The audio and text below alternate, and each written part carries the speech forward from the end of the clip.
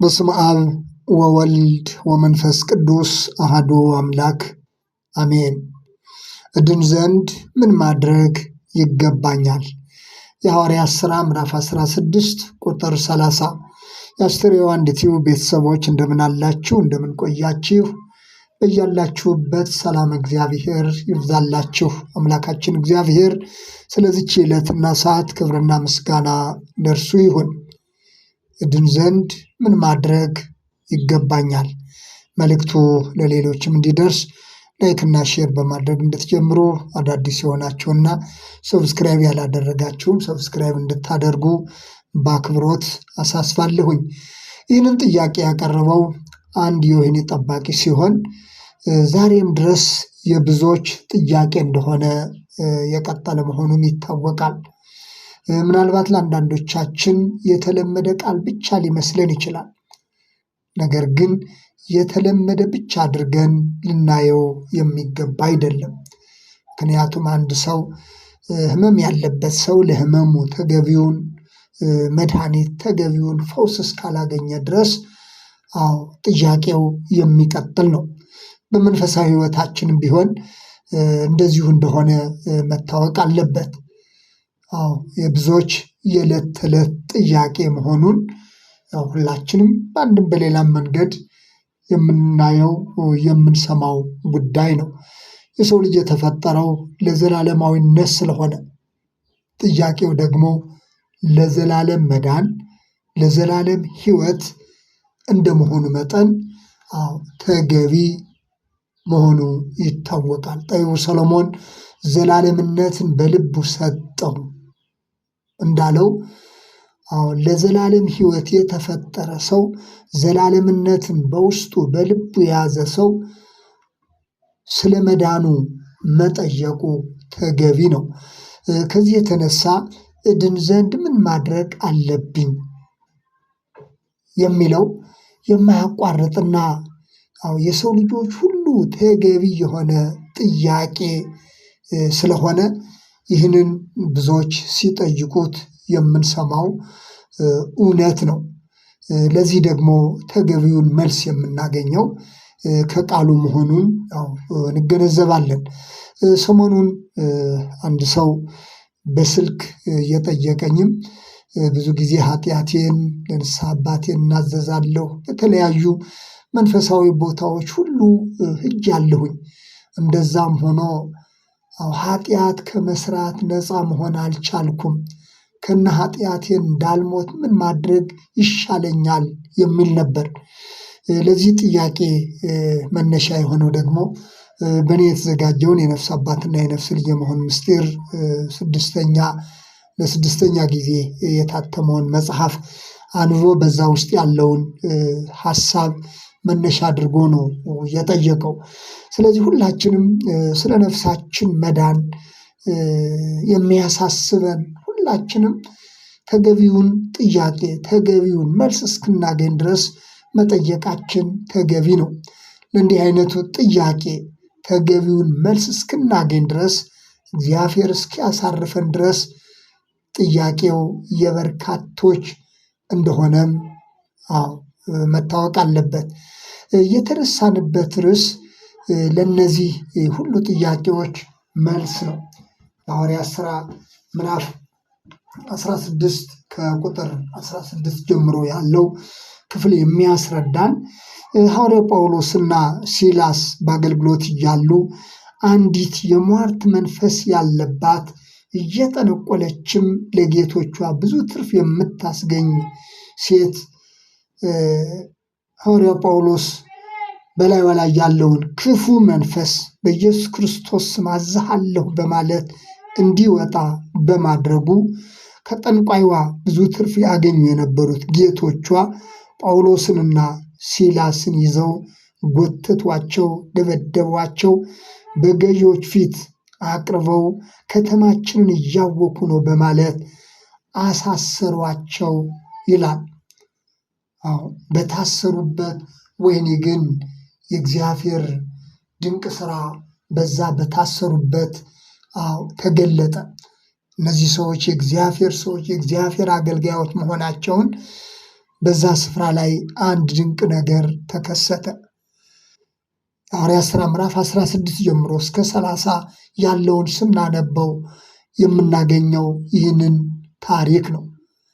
ስለዚህ በመንፈቀ ሌሊት ጳውሎስና ሲላስ እየጸለዩ እግዚአብሔርን እያመሰገኑ ባሉበት ሰዓት ድንገት የወህኒው መሰረት እስኪናወጥ ድረስ ታላቅ የምድር መንቀጥቀጥ ሆነ ይላል። በዛን ጊዜ ደጆች ወለል ብሎ ተከፈቱ፣ የሁሉም እስራት ተፈታ ይላል። የወህኒ ጠባቂው ከእንቅልፉ ነቅቶ የሆነውን ነገር ሲያይ ደንግጦ፣ እስረኞች በሙሉ ወጥቶ የሄዱ መሰለውና ደንግጦ ራሱን ለመግደል ሰይፍ በመዘዘ ጊዜ ሐዋርያው ጳውሎስ ግን በታላቅ ድምፅ ሁላችን እዚህ አለንና በራስ ላይ ክፉ ነገር እንዳታደርግ ብሎ ጮኸ ይላል። ይህንን የተመለከተው የወህኒ ጠባቂ ወደ ሐዋርያው ጳውሎስና ሲላስ በመሄድ ጌቶች ወይ እድን ዘንድ ምን ማድረግ ይገባኛል አላቸው ነው የሚለን ወንጌላዊ ሉቃስ በሐዋርያት ሥራ ላይ እንደገለጸው። የእነዚህ ሰዎች ሕይወት፣ የእነዚህ ሰዎች ስራ፣ እግዚአብሔር በእነሱ ላይ የሚሰራውን ስራ የተመለከተው ይህ ሰው ጌቶች ወይ እድን ዘንድ ምን ማድረግ ይገባኛል በማለት ጠየቃቸው። እንዲህ እግዚአብሔር ለእያንዳንዳችን ለመዳናችን ምክንያት የሆኑ አጋጣሚዎቹን ይፈጥራል። የሰው ልጅ በማስተዋል የሆነውን የሚሆነውን የሚሰማውን ነገር ልብ ካለ ካስተዋለ እግዚአብሔር ለመዳናችን የሚፈጥረው ብዙ አጋጣሚ አለ። ይህንን የተመለከተው የሆነውን ሁሉ ማስተዋል የተመለከተው የወህኒ ጠባቂ እድን ዘንድ ምን ማድረግ ይገባኛል በማድረግ ጠየቃቸው። ሐዋርያው ጳውሎስም በጌታችን በኢየሱስ ክርስቶስ እመንና አንተና ቤተሰቦች ትድናላችሁ።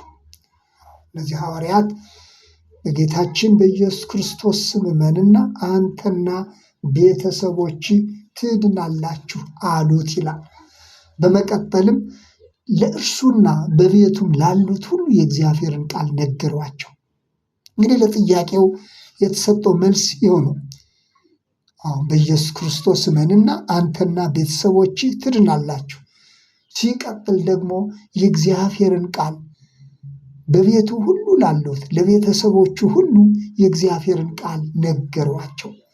እንግዲህ አንድ ሰው ለመዳን እምነትና ቃሉ ምን እንደሚል ማስተዋል ያስፈልጋል። ብዙ ጊዜ ቃሉን ልብ ብሎ ባለመስማት ቃሉ ምን እንደሚል ካለመገንዘብ ሁል ጊዜ በጥያቄ ውስጥ እንኖራለን።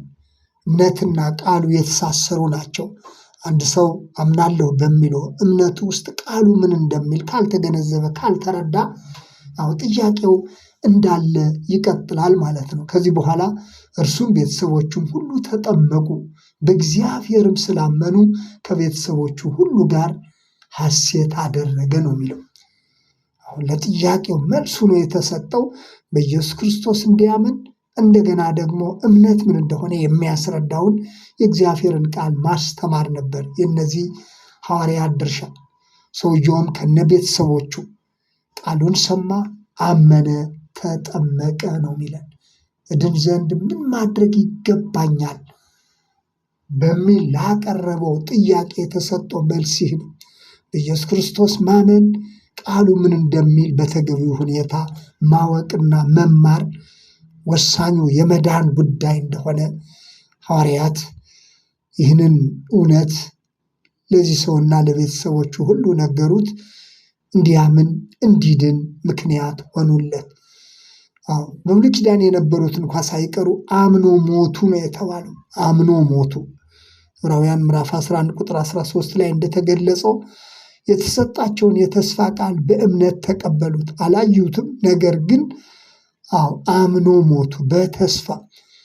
ለዚህ ነው ሐዋርያው ቅዱስ ጳውሎስ በተስፋ ድነናል የሚለው። የማይታየውን ነገር በእምነት በተስፋ መቀበልና ማመን፣ ይህንን የእግዚአብሔርን ሐሳብ የእግዚአብሔርን እውነት በቃሉ የተገለጠውን እውነት አምኖ መቀበል።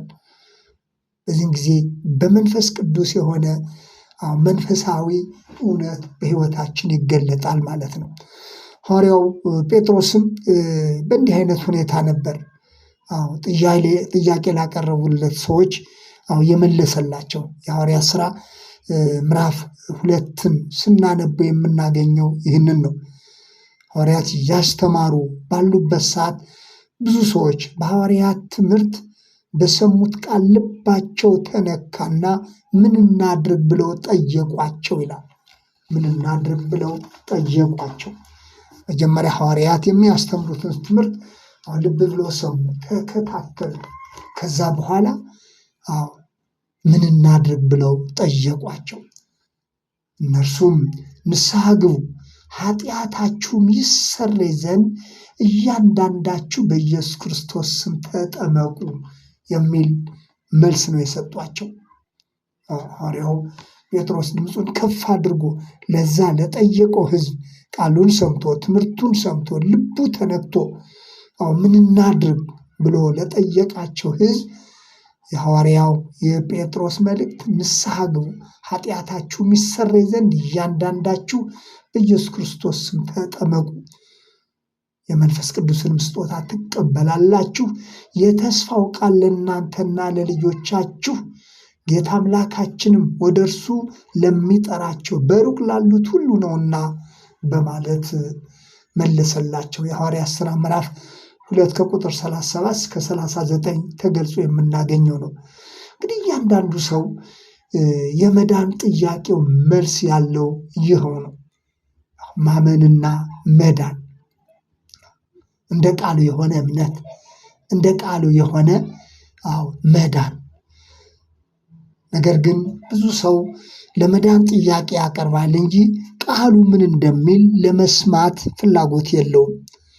እነዚህ ሰዎች ቃሉን ሰሙ፣ ልባቸውም ተነካ። ልባቸው ለተነካበት ጉዳይ ደግሞ ሐዋርያትን ጠየቋቸው። የተሰጣቸውን መልስ ደግሞ ተግባራዊ ያደረጉ፣ ንስሐ ገቡ፣ የኃጢአታቸውን ስርየት ተቀበሉ፣ በሐዋርያት ኅብረት ውስጥ ተጠቃለሉ። ዛሬ ላይ የብዙዎቻችን ችግር እንደ ቃሉ ሳይሆን ራሳችን በለመድነው የእምነት መንገድ ብቻ መጓዝን እንመርጣለን። ከዚህ የተነሳ ሁል ጊዜ በጥያቄ ውስጥ እንኖራለን። ቃሉን ሰምተን ልባችን እንዲነካ ለዚህ እውነት ጊዜ የለንም። ለዚህ እውነት ፈቃደኞች አይደለንም። እግዚአብሔር በውስጣችን ባስቀመጠው ዘላለማዊነት አንጻር እግዚአብሔር ለዘላለም ሕያዋን አድርጎ ስለፈጠረን ይህ በውስጣችን ያለው ዘላለማዊነት የመዳናችንን ጥያቄ እንድናነሳ ያደርገናል። ነገር ግን ወደ መዳን፣ ወደ እውነተኛ የዘላለም ሕይወት የጥያቄያችን መልስ ለማግኘት የሚያስችለንን እውነት ለማግኘት ግን ተረጋግተን ቃሉን መስማትም ሆነ ቃሉን መቀበል፣ ቃሉን ማንበብ ብዙዎቻችን ፍላጎት የለንም። ከጠየቅነው ደግሞ መልስ አለ። በትክክልም እንደዛ ሰውዬ ምን ማድረግ ድንዘን ምን ማድረግ አለብኝ፣ ምን ማድረግ ይገባኛል እንዳለው ድንዘን ምን ማድረግ እንዳለብኝ ንገሩኝ እንዳለው እንደዛ ሰው በትክክል ጥያቄያችን ከውስጣችን ከመንፈሳዊነት ከመጠማት ጋር ከሆነ መልስ የሚሰጥ ደግሞ እግዚአብሔር ነው። እርሱም በጌታችን በኢየሱስ ክርስቶስ በማመን የሚገኘውን መዳን መግለጽ ነው። ልባችን በእግዚአብሔር ቃል ሲያርፍ፣ ልባችን እርሱ በሚለን ላይ ሲያርፍ ሁላችንም ብንሆን ወደ መዳን፣ ወደ እውነተኛ የእግዚአብሔር መዳን፣ ወደ እግዚአብሔር ማዳን እንደርሳለን። ስለዚህ ይህ ድንዘን ምን ማድረግ አለብኝ፣ ድንዘን ምን ላድርግ የሚለው ዛሬ ብሶ ጥያቄ ነው። በእምነት ውስጥ ሆኖ በክርስትና ውስጥ ሆኖ ነገር ግን ዛሬም ድረስ ዕለት ዕለት በጥያቄ ውስጥ ያለ ሰው እጅግ ብዙ ነው።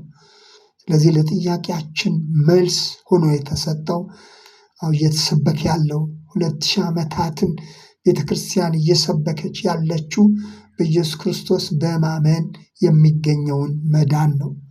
ይህ መዳን በውስጣችን ሲሆን ከእግዚአብሔር ዘንድ የሆነ እረፍትና ሰላምን እናገኛለን።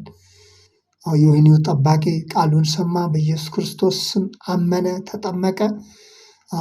ከነ ቤተሰቡም በእግዚአብሔር ደስ አለው፣ ሐሴት አደረገ ነው የሚለው። እንግዲህ ማመናችን ከእግዚአብሔር ዘንድ የሆነውን ሐሴት በውስጣችን መጠቀም ነው። በሕይወታችን የእግዚአብሔር ደስታ ይኖር ዘንድ ነው። በዚህ ዘመን ብዙ ሰዎች እምነት እንዳላቸው ይገልጻሉ። እረፍትና ሰላም የሚባለው ነገር ግን የላቸውም። ምክንያቱም በኢየሱስ ክርስቶስ የሆነው በኢየሱስ ክርስቶስ የተገለጠው መዳን በእርሱ ዘንድ የሆነው እረፍትና ሰላም በውስጣችን ሳይኖር ሲቀር እናምናለን እያል ነገር ግን እረፍት አልባ በሆነ መባዘንና መባከን ዘመናችን ያልፋል። ይህ ሰው ለጠየቀው ጥያቄ የተሰጠውን መልስ በልቡ ተቀብሎ በልቡ አስቀምጦ ማመንና ማረፍ በእግዚአብሔር መደሰት የቻለ ሰው ነው። ዛሬም እግዚአብሔር በጸጋ ሁላችንንም እንዲያሳርፈን ቅዱስ ፈቃዱ ይሆንልን። አሜን።